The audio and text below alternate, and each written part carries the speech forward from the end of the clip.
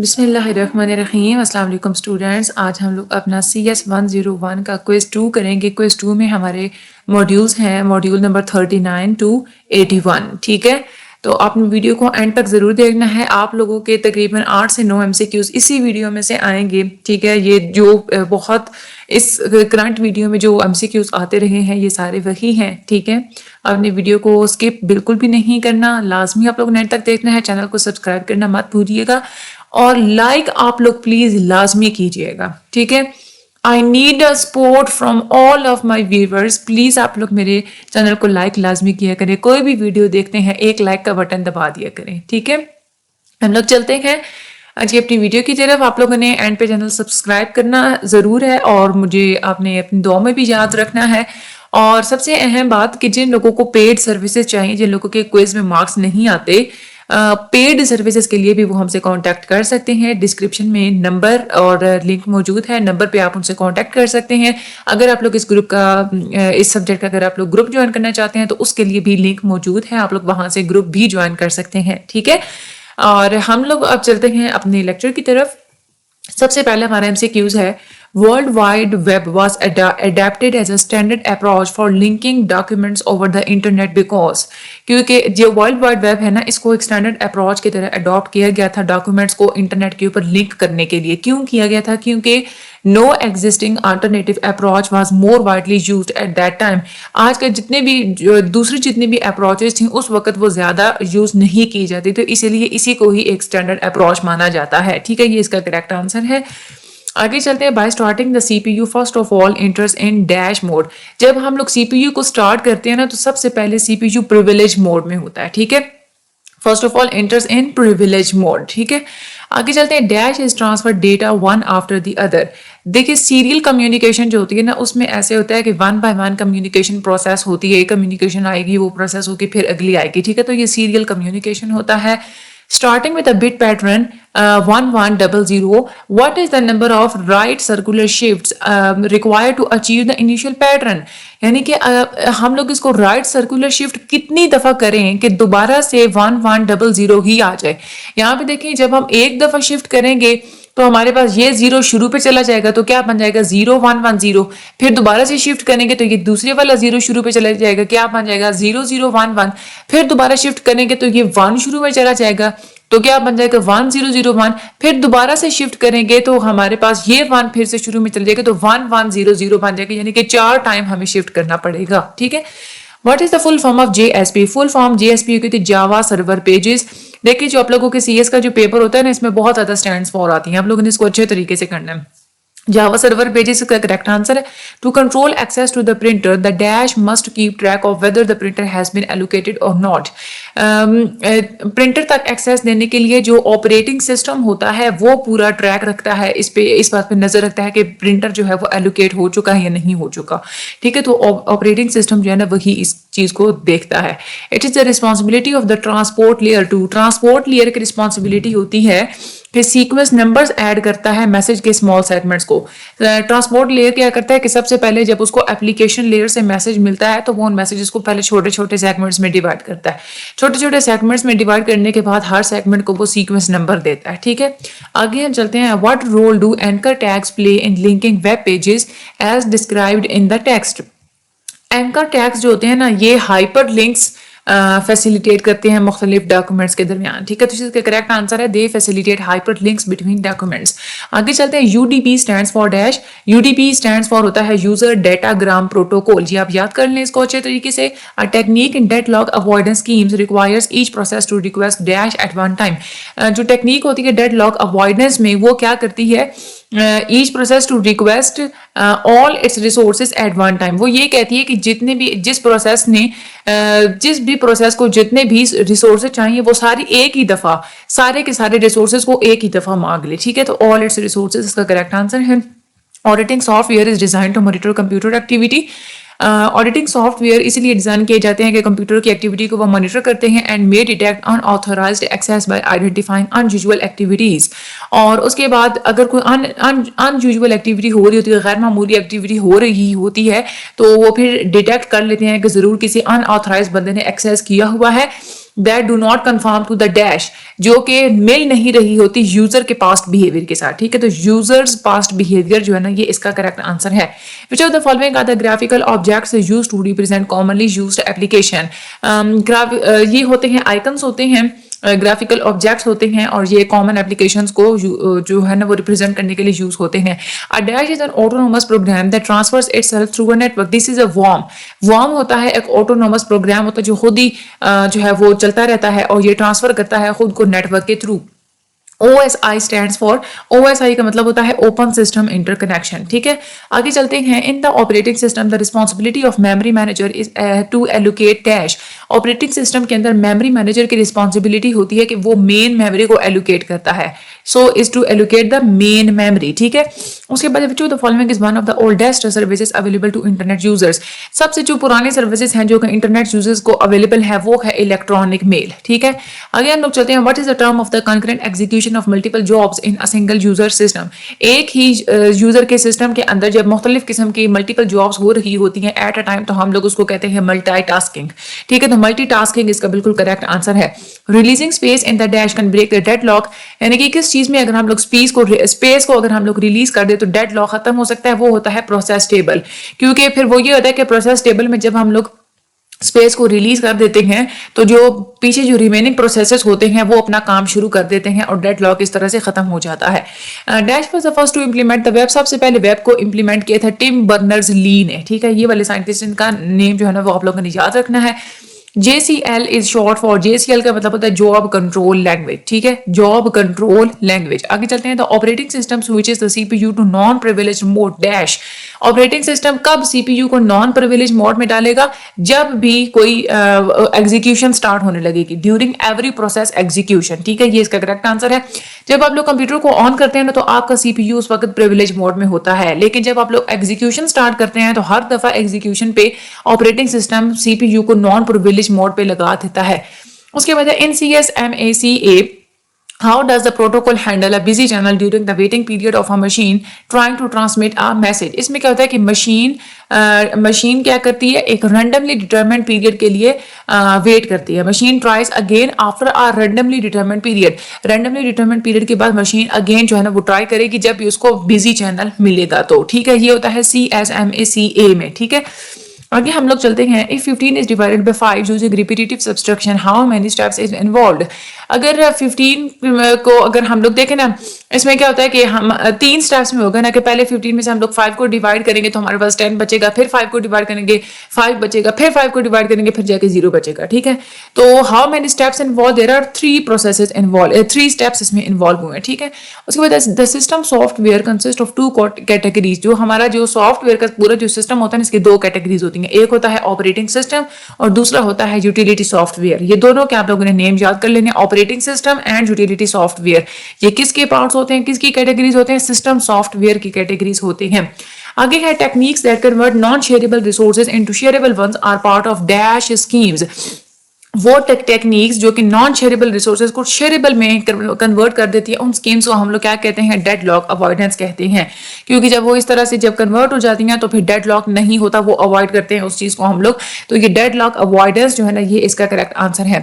Google drive is an example of dash. ये है cloud computing. Google drive cloud computing की example है। The dash resides on a computer containing hypertext documents to be accessed. Web server होता है जो कि computer के ऊपर रिजाइड करता है, हाइपर टेक्स्ट डॉक्यूमेंट्स होते हैं उसके अंदर जिसको एक्सेस करना होता है, तो web server is a correct answer. FIFO यानी कि FIFO stands for first in first out. ये इसका करेक्ट आंसर है, first in first out. To facilitate communication between CPU and RAM they are connected with. CPU और RAM के दरमियान communication को facilitate करने के लिए हम उन दोनों को किस चीज के साथ कनेक्ट करते हैं? बस के थ्रू कनेक्ट करते हैं, ठीक है। तो बस जो है ना वो इसका करेक्ट आंसर है। While sending a message, it is the dash layer's responsibility to provide an address that is compatible with the internet infrastructure. देखिए ये जो एप्लीकेशन लेयर होती है ना उसकी रिस्पॉन्सिबिलिटी होती है कि मैसेज को वो एड्रेस प्रोवाइड करती है जो कि इंटरनेट के इंफ्रास्ट्रक्चर के लिए बिल्कुल कंपैटिबल होता है, ठीक है। तो एप्लीकेशन लेयर जो है ना ये इसका करेक्ट आंसर है। आगे चलते हैं, software packages that allow users to access hyper text on the internet are called. वो सॉफ्टवेयर पैकेजेस जो कि यूजर्स को इजाजत देते हैं कि वो इंटरनेट पे हाइपर टेक्स्ट को एक्सेस कर सकें, उन सॉफ्टवेयर पैकेजेस को हम लोग क्या कहते हैं, ब्राउजर्स, ठीक है। ब्राउजर्स जो है ना ये इसका करेक्ट आंसर है। When an intruder gains access to a computer system, जब भी कोई इंट्रूडर, जब भी कोई जो आपको कंप्यूटर को नुकसान पहुंचाने वाला जो बंदा होता है, जब आपके कंप्यूटर तक रसाई हासिल कर लेता है तो नेक्स्ट स्टेप उसका क्या होता है कि वो कंप्यूटर में आपकी पड़ी हुई इंफॉर्मेशन को एक्सप्लोर करेगा, ठीक है। तो एक्सप्लोरिंग फॉर इंफॉर्मेशन इसका करेक्ट आंसर है। उसके बाद in which type of communication several signals are transferred at the same time each on a separate line.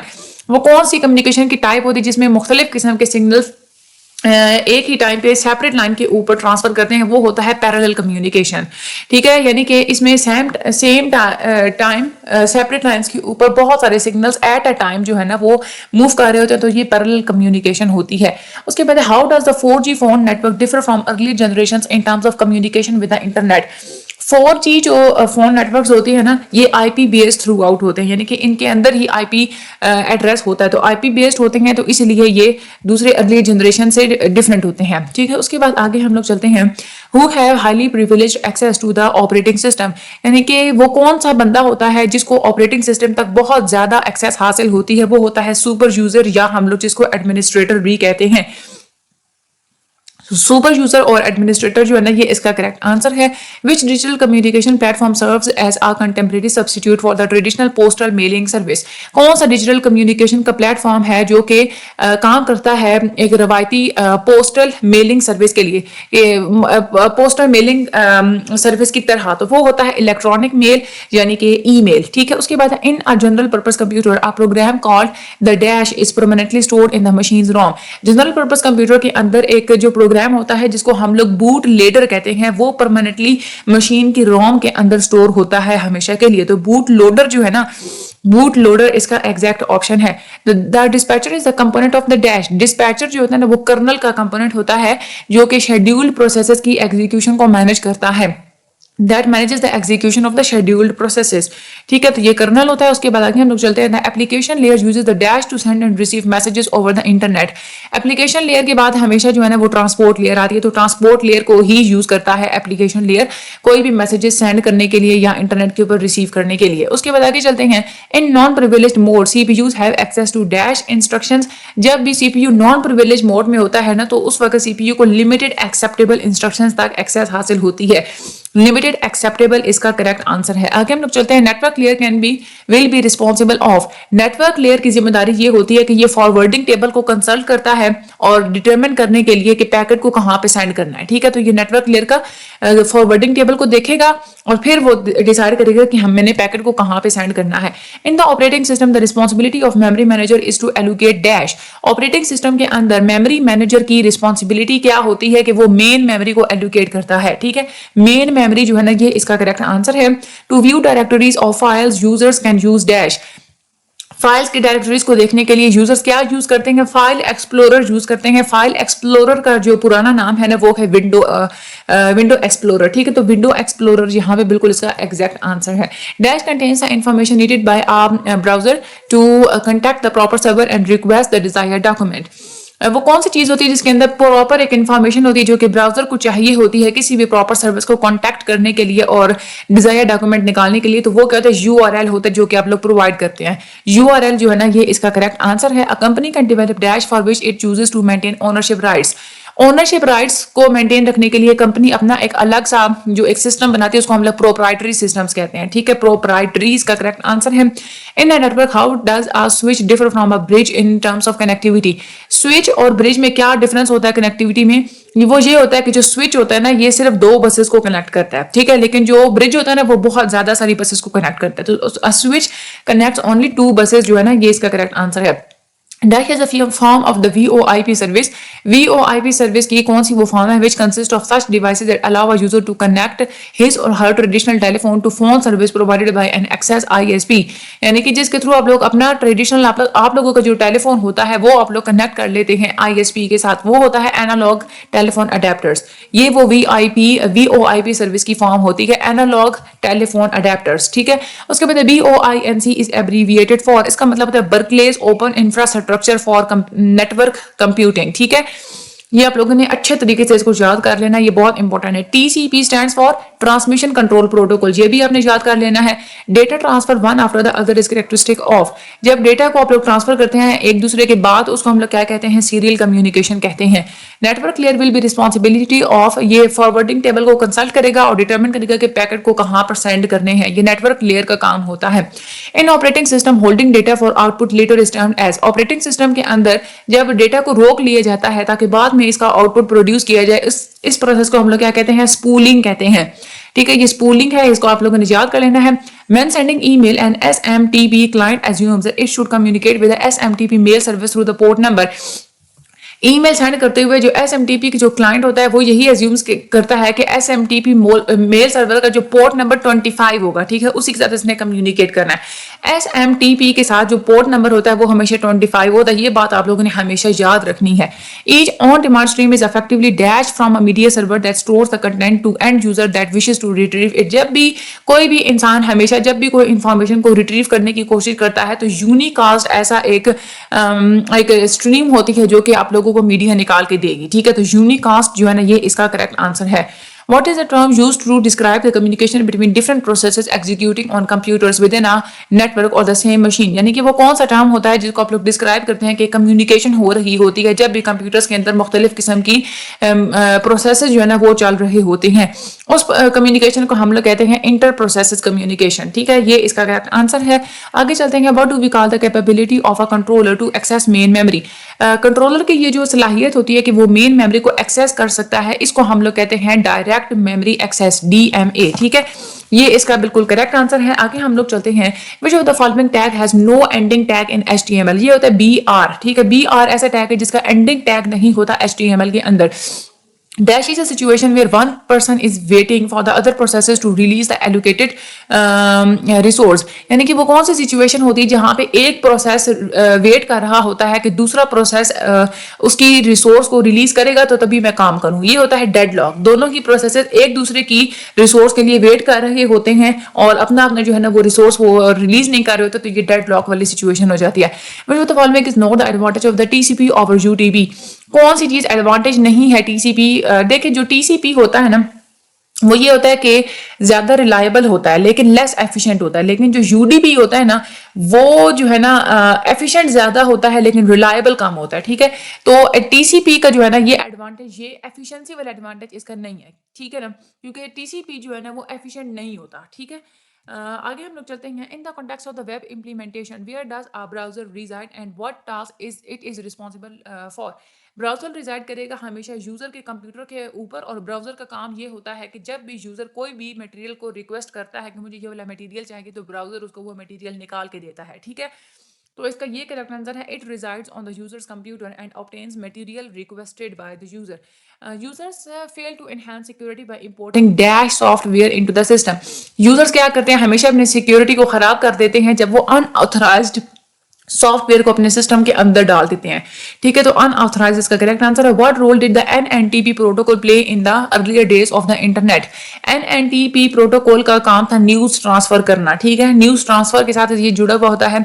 FTP dash could check all incoming files. FTP जो होता है ना ये file server होता है जो कि फाइल्स को चेक करता है कि किसी फाइल के साथ कोई वायरस या कोई इन्फेक्टेड फाइल तो नहीं है, ठीक है। तो फाइल सर्वर होता है FTP। आगे हम लोग चलते हैं, the browser assumes that it should contact the HTTP server at www.zoo.organization via port number। ये आप लोगों ने याद रखना है कि जिस भी आप लोगों के MCQs में www.zoo.org आएगा वहां पे पोर्ट नंबर आपने 80 बताना है, ठीक है। पोर्ट नंबर क्या है इसका 80 है। और जहां पे SMTP आएगा वहां पे आपने पोर्ट नंबर क्या बताना है 25 बताना है।